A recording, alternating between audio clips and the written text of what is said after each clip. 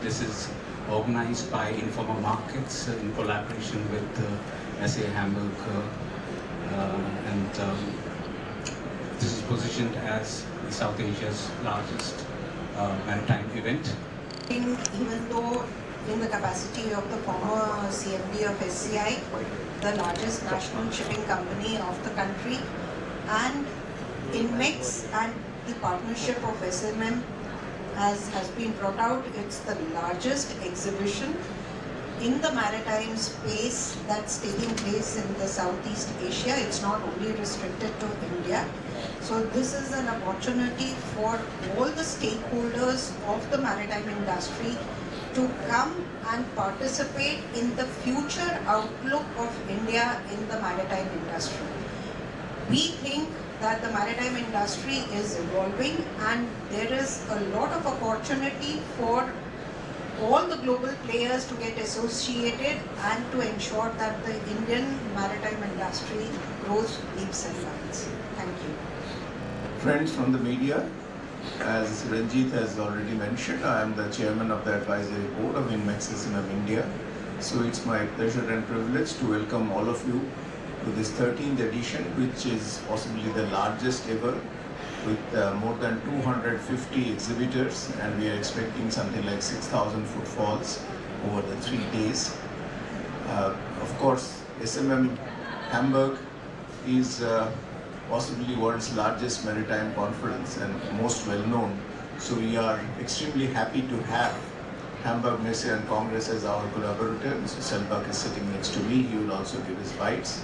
If India is to, reach as our target is the $5 trillion GDP within the next just couple of years, I think Maritime has a lot to contribute.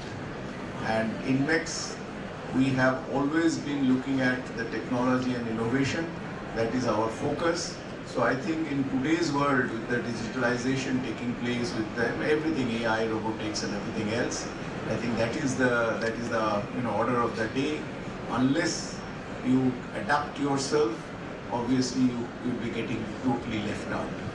And of course, in India, we are also extremely proud of our seafarers.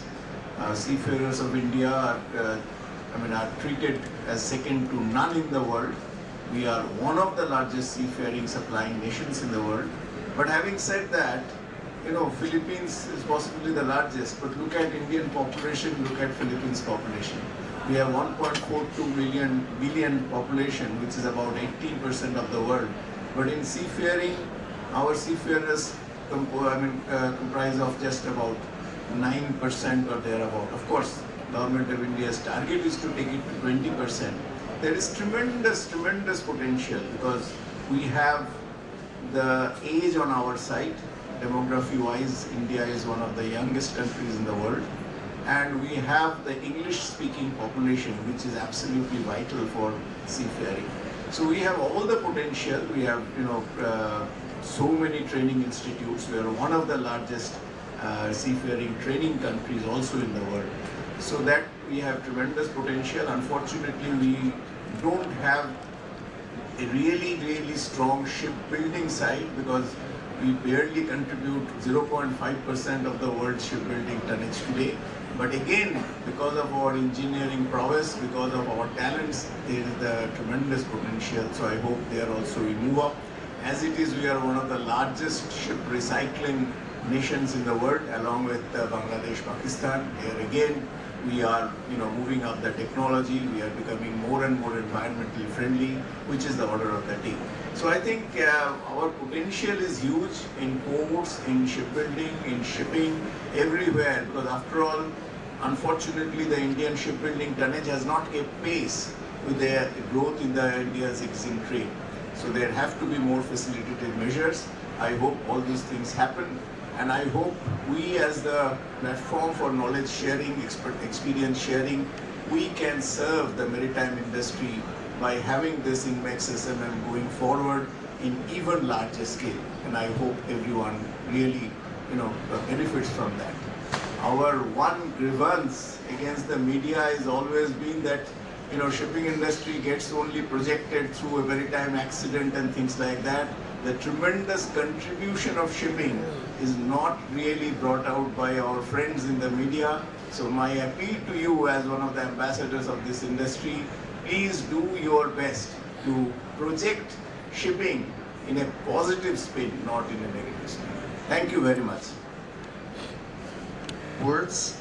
I mean, more than 80% of the world traffic, cargo traffic, is done by shipping.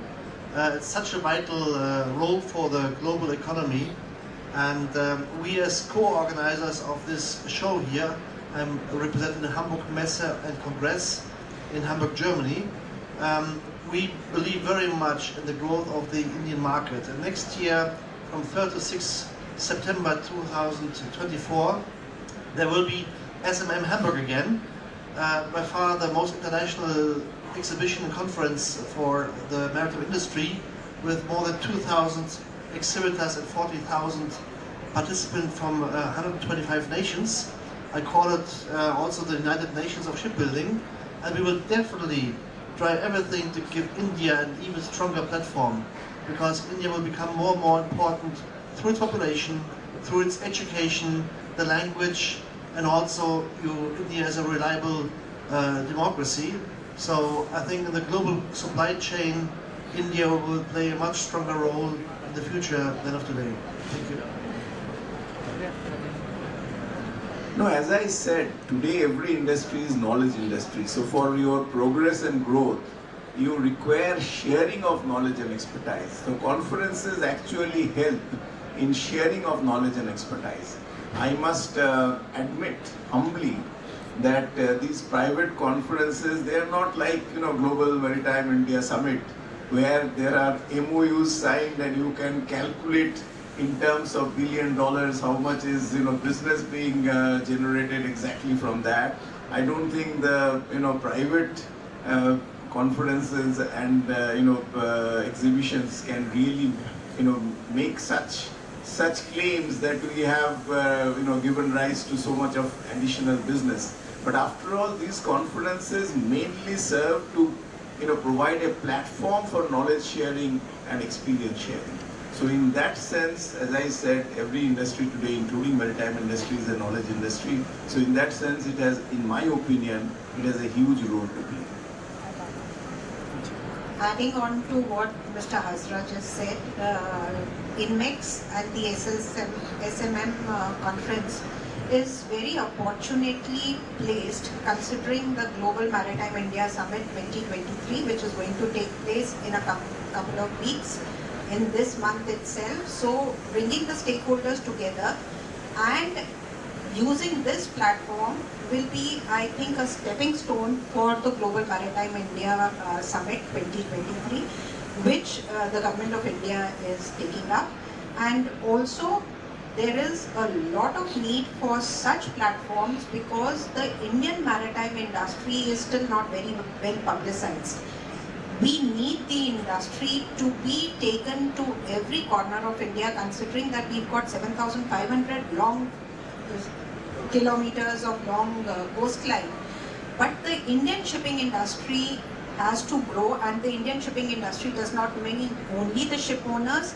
The industry is an integrated lot of everybody who is a stakeholder in the industry. So these type of platforms help to bring the maritime industry into the focus, which is the need of the hour, considering that 90% of the cargo by volume and 75% by value is actually traded through shipping.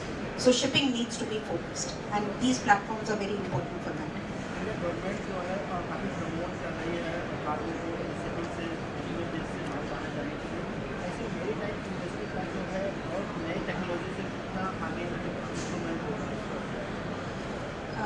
With respect to the technology, the entire maritime industry globally is guided by IMO. The IMO defines what are going to be the technological bandwidths and the standards, and India is progressing very well with respect to the IMO guidelines, and technology is today a partner with the maritime industry to be able to communicate, to be able to do business more efficiently. there is a lot of technology which is there in the industry and it is only going to grow. No, just Mr. Madhya, I just wanted to check it is required. You have been talking about more facilitative measures right from 2005 when the tonnage tax was introduced. You said at that point of time that it will spur more investments into the sector. It hasn't happened. What more facilitative measures do you require? No, It's the same actually. it is well known to you who have been covering the maritime industry for such a long time that unfortunately the tonnage tax was introduced. But unfortunately in India only we have a situation where tonnage tax is possibly 10% of the total tax which is imposed on the shipping industry.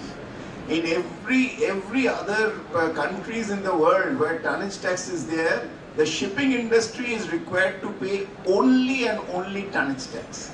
No other indirect or direct taxes are put on to shipping. Shipping is either zero rated or waived from all such taxes.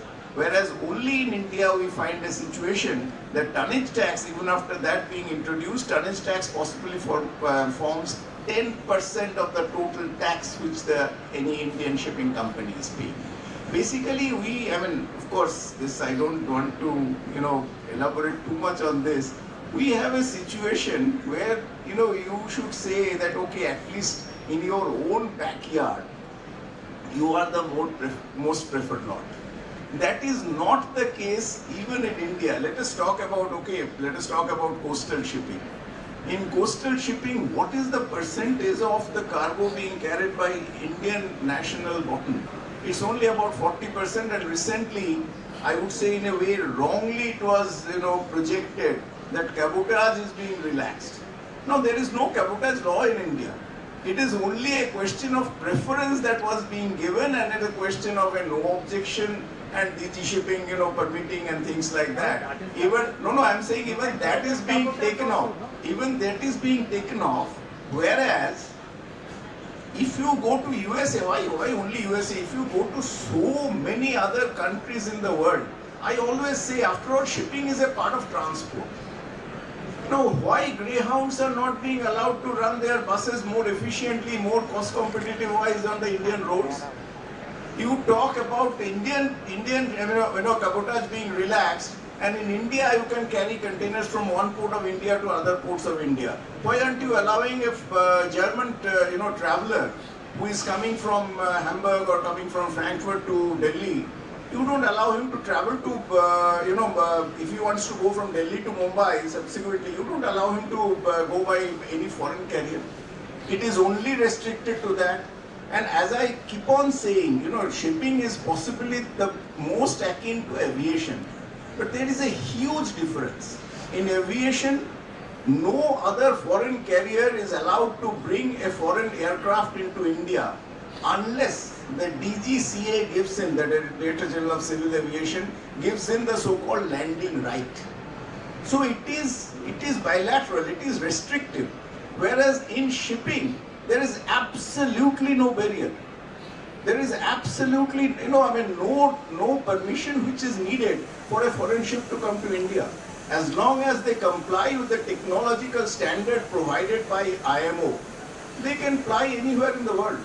So obviously, shipping being that way the most free industry, unless you provide a so-called level playing field, which is unfortunately not there, how do you expect shipping to progress? And that's what has happened.